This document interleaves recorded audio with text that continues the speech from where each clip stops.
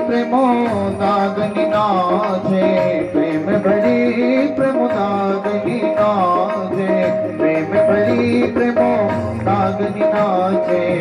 नूपुर बांधे नूपुर बांधे नूपुर बांधे हाँ पाए में बधिया बाजे आंगने में बधिया बाजे आंगने में बधिया बाजे आंगने में बधिया बाजे आंगने में बधिया बाजे आंगने में बधिया बाजे आंगने में बजे बजे बजे बजे बजे बजे बजे बजे रागने में बधिया बाजे आंगने में बधिया बाजे आंगने में बधिया बाजे आंगने में बधिया बाजे आंगने में। आवाज में आनंद आ रहा है। स्वर्ग से पुष्प की वृष्टि हो रही है, सब नाड़े बज रहे हैं, नाड़े बज रहे हैं, पंखों की ध्वनि हो रही है। देखते देखते अब धीरे धीरे बालक 11 दिन के हो गए, इनका नामकरण संस्कार हुआ। राम भरत शत्रुघ्न लक्ष्मण चारों का नाम रखा गया। बालक थोड़ा बड़े हो गए, गुरुगृह गए और रघुराई अल्पकाल विद्या सब पाए, गुरुगृह में भेज दिया, वशिष्ठ जी के पास भेज दिया। बच्चे पढ़ के बड़े हो गए। अब जब बच्चे बड़े होकर आ गए, अब विश्वामित्र जी आ गए राम जी को मांगने के लिए, क्योंकि एक एक कराने से पहले एक उनसे वचन लिया था। राम जी को मांग लिया। राम और लक्ष्मण को दोनों को लेकर विश्वामित्र जी चले गए, राक्षसों का वध किया, मिथिला गए, स्वयंवर हुआ, सीता जी का विवाह हुआ, चारों कुमारों का विवाह हुआ और अयोध्या आया दिन फिर आनंद हो रहा है। और कुछ दिन के बाद फिर राम जी का वनवास हुआ। राम जी का वनवास हुआ, लक्ष्मण सीता सहित वन में गए। भगवान चाहते थे कि मेरा वनवास हो, कि भगवान चाहते थे कि मुझे ऋषियों के, मुनियों के, संतों के मुझे चरण वंदना करने को मिले। क्योंकि जब जब हुई धर्म की हानि, भगवान कब आता? यदा यदा धर्म से ग्लानिर्भवति भारत अभ्युत्थानम धर्मस्य तदात्मनं सृजाम्यहम्। धर्म की स्थापना करना है तो भगवान का प्रादुर्भाव होता है। सीता हरण हुआ, रावण का वध हुआ, भगवान फिर पुनः, अभी समय मिलेगा विस्तार में जाएंगे, लंबी कथा है। भगवान फिर अयोध्या आए। अयोध्या का चलत विमान कोलाल होई, जय जय रघुबीर कहत सब। भगवान अधर्म पर विजय होकर विजय दशमी के दिन रावण पर विजय प्राप्त हुआ, रावण का वध हुआ। भगवान अयोध्या आए। कब आए? दीपावली के दिन हम लोग मनाते हैं ना, दीप पूजा करते हैं, लक्ष्मी की पूजा करते हैं। भगवान का अयोध्या आगमन हुआ। इसी प्रकार से पूरी राम, देखो ये रामायण है, आप आदो राम तपोवन, एक श्लोक में पूरी रामायण है। आदो राम तपोवनादिगमनम् हत्वा मृगं काञ्चनम् वैदेही हरिणं जटायुमर्णं शुग्रीव संभाषणौ बाली निग्रहणौ समुद्रतरणौ लंकापुरी दाहनौ पश्चात् रावण कुंभकर्ण हननम् एतद्धि रामायणम्। भगवान राम आए, जन्म भी हुआ, विवाह भी हुआ, वनवास भी हुआ, दुष्टों का संहार भी हुआ, धर्म पर अधर्म पर धर्म का विजय भी हुआ। फिर पुनः राम जी आए। राम जी ने राज्य अभिषेक राम जी का हुआ। कई हजार वर्षों तक राम जी ने राज्य किया। फिर राम जी ने धरती को छोड़ना पड़ा। हाँ, लव और कुश का स्थापना हुआ। उन्होंने कई वर्षों तक राज्य चलाया। अब चंद्रवंश प्रारंभ हुआ। ये सूर्य वंश था। क्या था? सूर्य वंश में भगवान राम हुए और चंद्र वंश में भगवान श्री कृष्ण का आगमन हो रहा है। देखिए चंद्रवंश में एक से एक पराक्रमी राजा हुए, राजा सूरसेन, राजा अग्रसेन। उनके घर में कई पुत्र हुआ। एक पुत्र का नाम है कंस। ये कथा कल विस्तार से सुनाएंगे आपको, क्योंकि आज भगवान का जन्म उत्सव कर ले। कल चंद्र कथा आपको बड़े भाव से पूरा समय हमारे पास विस्तार से सुनाएंगे। कंस का नाम सुना है ना? कंस। अच्छा, अभी मैं कह रहा था राम बोलो, राम जोर से बोलो ना, मुझे कम सुनता है। ये नेताजी आए उनको सुनता ही नहीं है। बड़ा जोर से बोलो। नेताओं को सुनता है? अरे तुम बोलते भी नहीं हो। महाराज, आपके क्षेत्र के लोग बड़े कंजूस हैं। देखो फिर भी तालियां नहीं बजा रही। ताली के मामले में बहुत कंजूस है। एक बार जोरदार से बता दो।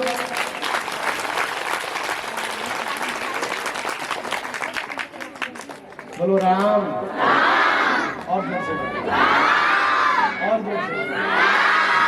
कैसा लगता है? तो राम बोलने में कैसा लगता है? अब बोलो रावण। बोलो ना, शर्मा मत। बोलो रावण, रावण, राम। देखो राम बोलने में ऐसा लगता है कि आहा, कितने आनंद की अनुभूति होती है, प्रेम है, प्रेम की अनुभूति होती है, प्रेम की प्राप्ति होती है। ऐसा लगता है कि बस किसी जले हुए घाव में कोई अगर मलम लगा दिया हो, नहीं। और जब रावण बोलते हैं तो ऐसा लगता है कि कोई क्रोध उत्पन्न हो रहा हो, नहीं। रावण है। अच्छा, कृष्ण बोलो, कृष्ण, बोलो कृष्ण। जय श्री कृष्ण, जय श्री कृष्ण। अब बोलो कंस, बोलो मामा कंस। अरे मामा कंस, अरे मामा को बोल दो, नाराज नहीं होना भाई। अब देखो कंस बोलने में कैसा लगता है। आकर्षित कृष्ण, जो अपनी ओर खींचता उसका नाम कृष्ण है। और हमारे अंदर के दुख को हरण कर कर, हमारे अंदर के विकार को मिटाकर, गम को हरण कर दे, उसका नाम राम है। और अपनी ओर जो खींच कर अपना बना ले, उसका नाम कृष्ण है। और जो हमारे अंदर क्रोध पैदा कर दे, काम पैदा कर दे, लोभ पैदा कर दे, उसका नाम कंस है। ईगो पैदा कर दे, उसका नाम कंस है। अब कंस को रात्रि में एक सपना हुआ और वो चला गया हिमालय में तपस्या करने के लिए। भगवान को प्रसन्न किया, वरदान मांगा, बड़ा शक्ति मांगी, और आया। आते ही उसने सबसे पहले अधर्म का एक पाठ शुरू किया। और पिताश्री ने जब मना किया तो पिताश्री को उठा के कारावास में जेल में डाल दिया। और अपना मंत्रिमंडल तैयार किया, अपने सारे कैबिनेट बनाया। लेकिन अपनी जो चाचा की लड़की देवकी से बहुत प्रेम करता था और सोचा मन में कि मैं देवकी से विवाह करूंगा। देवकी का विवाह मैं करूंगा और कन्यादान करूंगा। ये छोटी भगिनी है, बहुत प्रेम करता है, छोटी बहन है। विवाह के लिए कोई वर ढूंढने के लिए बोला। फिर से मालूम पड़ा कि वसुदेव जी से प्रेम करती है, तो वसुदेव जी को बुलाया। विवाह की तैयारी थी, विवाह का तैयारियां हो गई। कंस ने कहा कि मैं कन्यादान तो कर दिया, विवाह हो गई, मंडप तैयार हो गया, विवाह हो गया, कन्यादान हो गया। कंस ने मन में सोचा कि चलो देवकी को मैं स्वयं छोड़ के आऊंगा, उनके रथ को मैं स्वयं चलाऊंगा। कन्यादान करके जैसे ही जाने लगे तो रथ मंगाया, रथ में उनको बैठाया। रथ का रस्सी का अश्व के घोड़े के रस्सी अपने हाथ में लेकर रथ को हाँकने लगा। थोड़ा सा दूर चला गया था तो एक आकाशवाणी लगा। आकाशवाणी ये हुई, अरे दुष्ट कंस, ए पापी कंस, जिस बहन से तू इतना प्रेम करता है, जिसके रथ को तू स्वयं सारथी बनकर ले जा रहा है, उसका 8वां पुत्र तेरा मृत्यु का कारण बनेगा। अब वो प्रेम एक पल में ही बदल गया, भावना बदल गई, और तलवार निकाला और देवकी के गर्दन में लगा। लेकिन वसुदेव जी ने बड़ी समझदारी से समझाया युद्ध कैसे करे। वो पराक्रमी है, सेना साथ में है, दुष्ट है, पापी है। भगवान भी तब आते जब अतिशय पाप बढ़ जाए, अति हो जाए। चारों ओर पापों का ऐसा माहौल बन गया कि कंस के जो सेना है, कंस के जो लोग हैं उदम मचा रहे हैं। कोई महात्मा पूजा पाठ नहीं कर सकता, कोई ब्राह्मण मंत्र नहीं बोल सकता, कोई तीर्थ नहीं कर सकता, कोई यज्ञ नहीं हो सकता, इतने ध्वंस कर रहे हैं। अब आकाशवाणी हुई, मन बदल गया, तलवार निकाला, गले में लगाया। वसुदेव जी ने कहा कि देखो तुम्हारी छोटी बहन है और इसे तुम बहुत प्रेम करती हो, और इनका वध करना कि तुमको न जाने कितने पापों का हत्या लगेगा। एक तो छोटी बहन है, स्त्री, तुम जानते हो।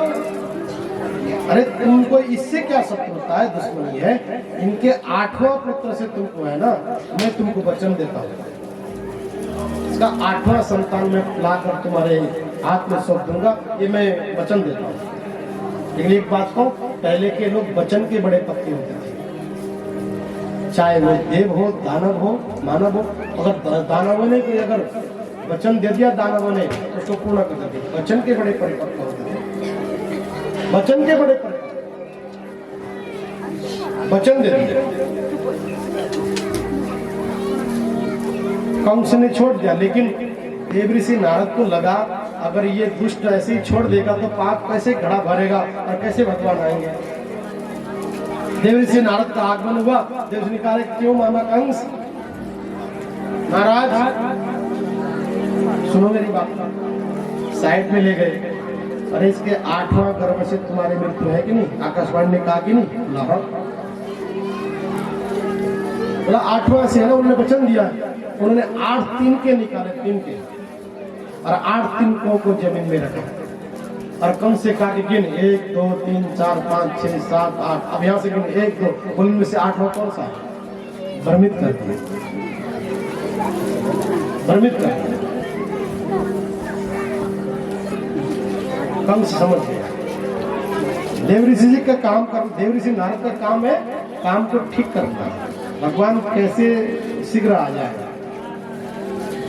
बस दोनों को ले जाके कारावास में बंद कर दिया, लोहे के जकड़ा दिया, बड़े बड़े लोहे के जंजीरों में जगड़ दिया, बेड़ियां डाल दी। अब भगवान की स्तुति हो रही। पहला पुत्र हुआ जिसका नाम कीर्तिवर्धन, देवकी के गर्भ से पहला पुत्र हुआ। कंस को मालूम पड़ा, आया, उनका वध किया। 1 2 3 4 5 6 वसुदेव की देखो 7 पत्नियां हैं। कल इसका विस्तार बताऊंगा। दूसरी पत्नी का नाम है रोहिणी। वसुदेव गृह पुत्र साक्षात कृष्ण ही नहीं, साक्षात कृष्ण ने आना है। 7वां गर्भपात हो गया, गर्भपात हो गया। देवताओं की लीला देखो, ले जाकर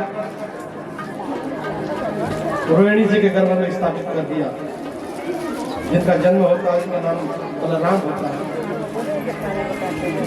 अब इधर मामा कंस तो बड़ा खुश है, 6 पुत्र मैंने मार दिया, 7वां गर्भपात हो गया, देवताओं का वचन झूठा मिथ्या साबित हो गया। अब इधर भगवान की स्तुति करती है देवकी। वसुदेव सुतम देवम कंस चारुणिवर्धन, प्रभु जल्दी आओ, इस दुष्ट ने हमको इतना परेशान किया हुआ। भगवान प्रकट हो गए, भगवान ने आश्वस्त किया, भगवान ने माया को बुलाया, माया को भेजा, जाओ गोकुल में जाओ, नंद बाबा के घर में तुम बेटी बनकर पैदा हो। सारी लीला वृत्तांत बताई। अरे भगवान का आगमन होने का समय, आओ चले। सत्यव्रतम सत्य परम ते सत्यम सत्यस्य योनिं निहितं च सत्ये सत्यस्य सत्यामृत सत्यनेत्रम् सत्यात्मिकं त्वां शरणं प्रपन्ना स्वागतं कृष्ण सुस्वागतं कृष्ण स्वागतं कृष्ण सुस्वागतं कृष्ण स्वागतं सुस्वागतं शरणागतं कृष्ण स्वागतं सुस्वागतं शरणागतं कृष्ण स्वागतं कृष्ण शरणागतं कृष्ण सुस्वागतं कृष्ण। वसुदेव के साक्षात भगवान पुरुषः पर भगवान का स्वयं भगवान ने दर्शन दिया, भगवान ने आश्वस्त किया और भगवान का आगमन का समय हो रहा है। आइए हम सब चलते हैं। देखो भगवान जी आ रहे हैं, कथा आगे कल विस्तार से सुनाएंगे। भजन भगवान की पूजा। देखो एक बात बताओ, थोड़ी देर 1 मिनट जरा कोई उठेगा नहीं, आपके पास भगवान स्वयं आएंगे। आप दर्शन भी करना, अपने सरदारों की भेंट भी चढ़ाना, लेकिन खड़ा नहीं होना जब तक हम नहीं बोलेंगे। हम बोलेंगे खड़ा हो जाओ, तब फिर खड़ा, खूब नाचेंगे, खूब डांस करेंगे, खूब मक्खन मिश्री खाएंगे। लेकिन आज आपने परिचय देना है सहन शक्ति का। कोई उठेगा नहीं, पूजा होगा, फिर भगवान को लेके आपके पास नहीं आएंगे, पंडित जी भी आएंगे, आपकी भेंट भी स्वीकार किया जाएगा। ठीक है, कोई उठेगा नहीं। स्वागतं कृष्ण सुस्वागतं कृष्ण स्वागतं कृष्ण सुस्वागतं कृष्ण स्वागतं सुस्वागतं शरणागतं कृष्ण स्वागतं सुस्वागतं शरणागतं कृष्ण स्वागतं कृष्ण सुस्वागतं कृष्ण स्वागतं कृष्ण सुस्वागतं